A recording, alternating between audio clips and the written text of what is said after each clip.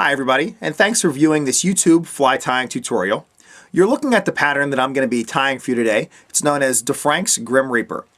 This is a pattern that's developed by that was developed by Mr. DeFrank to catch primarily steelhead in the Great Lakes region.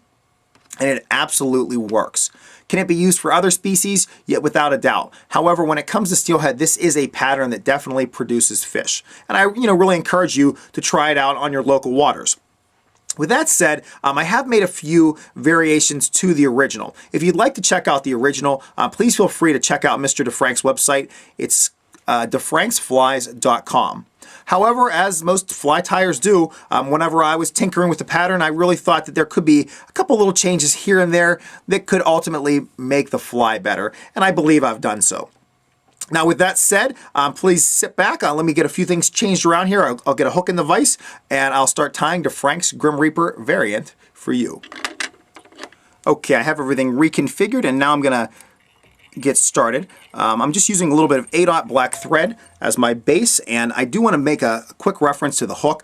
Make sure if you are fishing for steelhead that you are using a very strong hook. I mean, they are very powerful fish. The hook that I'm using today is the S402BL by Allen Fly Fishing. It's a size 10, though I will tie this as large as a size 8 and as small as a 14. All right, the first material that I'm going to add is some ultra wire, chartreuse colored, size small. You can go up to a brassy size if you want. I'm going to tie this in near the eye, maybe a couple millimeters back. Just put a little bit of a base on it, and then I might jump into the body material. Mr. DeFrank, he'll tie this with, I believe, gold tinsel and a couple other different colors. However, I like to use crystal flash.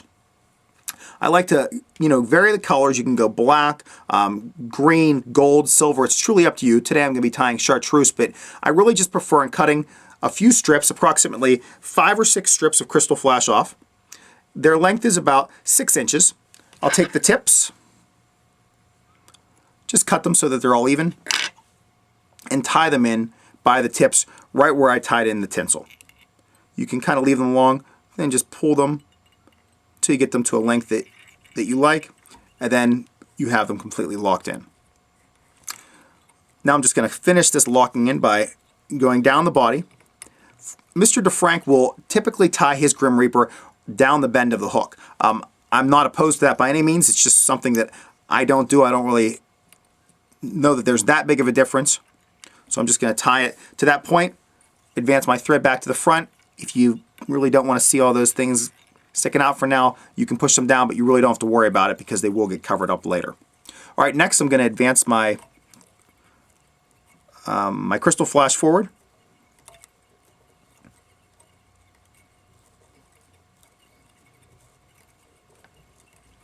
Another benefit of using crystal flash is if you have any high spots or low spots based on your thread, you can fill them in really easily with this crystal flash.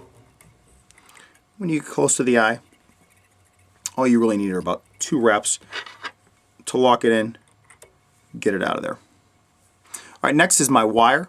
I'm going to bring this wire forward in the reverse direction. It's called counter wrapping it. I'm going to do that just in the event that something would happen with that crystal flash. If it would somehow tear, get bit, if something happens, it gets cut somehow, that it's going to snap off, and this will protect it. Once I get my wire to the front, I'm going to continue to wrap towards the eye and then back. I want to create just a little extra weight up there. I really like this pattern. I love the fact that it doesn't have a bead, because there's so many patterns that have beads today because they work, but this one doesn't, and I do like that extra weight. So I'm just going to get that wire locked in, make sure it's locked in really well, and just get it out of there. Twist it a few times. All right, next I'm going to add some dubbing. Now again, this is where I'm going to differ just a hair. I'm going to add this dubbing. It's called Quick Descent by Hairline. The color is light olive. There's so many other colors out there. I really love this. This is a rust color. Not sure how this is going to look on video, but it just gives almost a maroonish tint to it. What's nice about this is that it's called Quick Descent because it has aluminum in it. It helps add just a little bit of weight, just a little bit more weight than you would have in an average dubbing. The other really neat the neat characteristic about this is that it dubs super easy. It just goes on without a hitch. I mean, it's just a beginning fly tyer can put this stuff on with no problem whatsoever and just have a real tight dub, as you can see in this video. I like to just dub on approximately 4 inches and wrap and see where that takes me. So I'm just going to wrap up towards the eye, and I typically will wrap back again. I like to create just a nice base here. And that's going to really just do it in for me. That's all I need there. So if you haven't checked this stuff out, definitely check it out. Great material for now. Just going to pull all that stuff back, put in 1 or 2 more wraps, and that's it. All right, to finish off the fly, we're going to add some hackle at the front. I have another video on hen hackle. I'll put a link up to it right now. There's some great hackles out there to add. For Mr. DeFrank, he uses just that average hen hackle. Let me zoom out a little bit. Like a hen back, which is absolutely great. I mean, this is a hackle that you typically recommend. There's some others from Clearwater Hackle that I would recommend, but they're both great hackles. However, I showed this fly to my Uncle John, and my Uncle John, being ever opinionated and typically right at his elder age and all of his experience in fly tying, he said, "Tim, you got to grab some European grouse for that." And he was definitely right. So I have some European grouse feathers. If you don't have these lying around, don't worry, you don't have to go out and buy European grouse. There's so many other hen hackles available, but this is just a beautiful feather. It just really works well. It's really light, and it just seems to breathe and move in the water. To prepare this hackle, if you've ever heard you want to prepare a hackle, just to prepare a hen hackle, what I'll do is strip off all the fluff at the bottom of the feather. This one tore off. They're very fragile, and that's okay. It just tore off a little bit, but that's okay. So I have nothing at the bottom now. And then at the tips, I'm going to just hold on to the tips. I'm going to stroke back just a hair as my scissors fall off my leg. So by holding it from the bottom, I have the tips up here and all the side feathers stroked back. So I'm going to tie it in with those tips facing the front. I need about 3 wraps to lock that. Let me grab my scissors. I'm going to lift these up and trim them back and trim them out of there. Okay, once I have that trimmed, if you want to just put an extra wrap or 2, I like to just kind of force those feathers back. Now I'm going to wind these feathers in. While I'm winding though, the one thing you really want to notice, and this is a great characteristic of Mr. DeFrank's fly, is that we have this build-up thorax.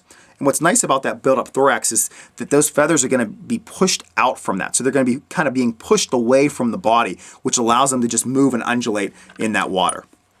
All right, while I wrap this in, I'm going to I have a little Stonfo material clip. If you haven't seen these yet, check them out. They're really cool, and they hold really tight. There's a couple different sizes. So I'm just going to use that material clip, and I'm going to wrap going around, and I'm only going to make approximately 2.5 turns. I really don't go heavy on this. So there's one, just kind of stroke the feathers back.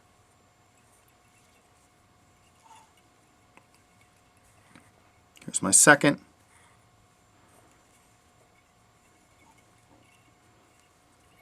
Again, just keep stroking back a little bit. As I come straight up, I'm going to extend my thread and start bringing my thread around. Just wiggle it in there. Make approximately 2 wraps. If you want to make, 1 just to hold it tight, go right ahead, but you really don't need to. Then I'm going to release my material clip. At this point, and I saw this on Mr. DeFrank's video, really great tip if you haven't used this before, if you don't use hen hackle too often. At this point, don't snip that away. Instead, just pull everything back, stroke it all back with your fingers, and start building up the head with your thread.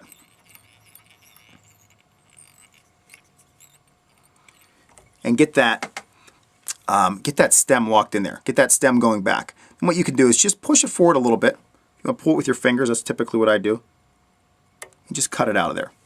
And it just disappears right there. You don't see that large stem. You don't see that big white spot anymore. Okay, at this point now, you can finish the head. You probably only need a few more wraps. I like to just go do a quick 360, make sure I have black thread covering everything. In this case, I'll put a quick half hitch, extend my thread,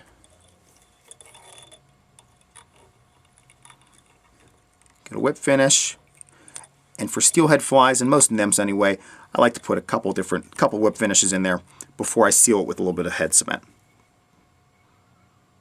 Alright, so with that said, and with that cut, there is the finished DeFrank's Grim Reaper. tied a little bit differently than he did. As I mentioned, I used a different body material, though it's just really flashy still to use that crystal flash. I use a little bit different dubbing, that quick descent light olive, and my hen hackle is again different. But I pretty much have used the same concept that he's put out there. With that said, this is just a really great pattern. I get this one out of here. I don't like the way that's looking.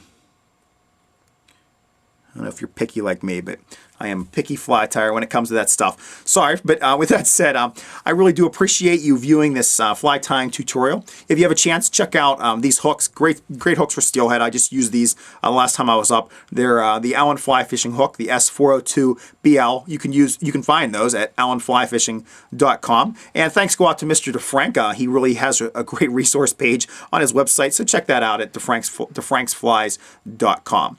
With that said, thanks all of you for viewing this tutorial. If you have any questions or comments, please feel free to leave them directly on this YouTube page, or you can email me at tcammisa@gmail.com. Hey, thanks everybody for viewing this fly tying tutorial.